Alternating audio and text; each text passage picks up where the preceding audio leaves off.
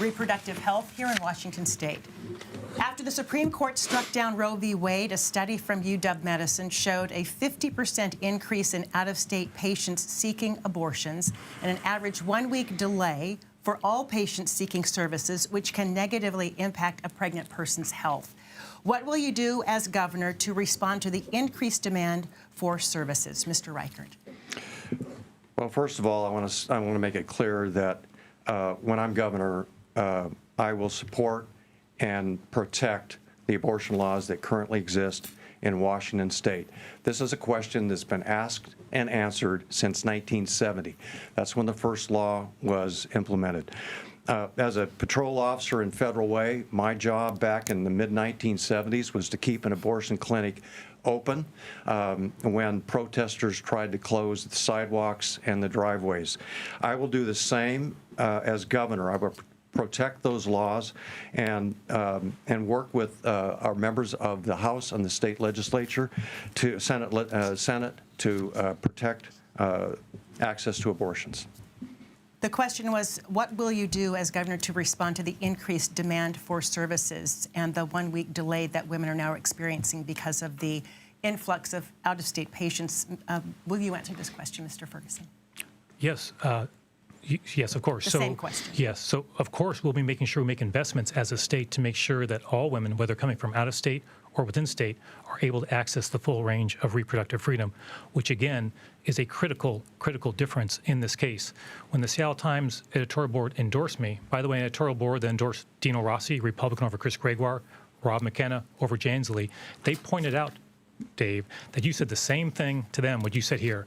I'll never interfere with reproductive freedom. But they pointed out in their editorial that what you said, again on audio, to an extreme pro-life group that seeks to ban abortion nationwide, that you would, in your own words, once again, seek to unravel abortion protections in Washington State. And that's consistent with your history. You went back to Congress and you voted 3 times for a nationwide abortion ban that criminalizes doctors. Look, you do not support a woman's right to choose. You say one thing when you're speaking to Washington people in a forum like this, and you say something else entirely when you think you are behind closed doors. That's been a pattern with you on Donald Trump. That's a pattern with you on reproductive freedom. And that is something that the Washington voters will need to hear over and over throughout the rest of this campaign. I want to follow up on something that you said, Mr. Ferguson, and then I will let you rebut, Mr. Reichert. In your political ad, you did characterize your opponent's votes in Congress as a straight-out ban, not mentioning that there would have been exceptions after 20 weeks, such as saving the life of the mother or in cases of rape or incest. That was not in your ad. Was that ad misleading? Did it lack context?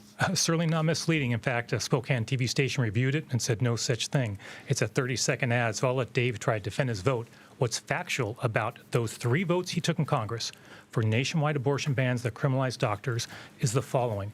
He would have made certain abortions that are legal in Washington State illegal, while precisely at the same time criminalizing doctors. That is not okay, and that is entirely consistent with what he says behind closed doors over and over again. You've said, Dave, that you believe life begins at conception.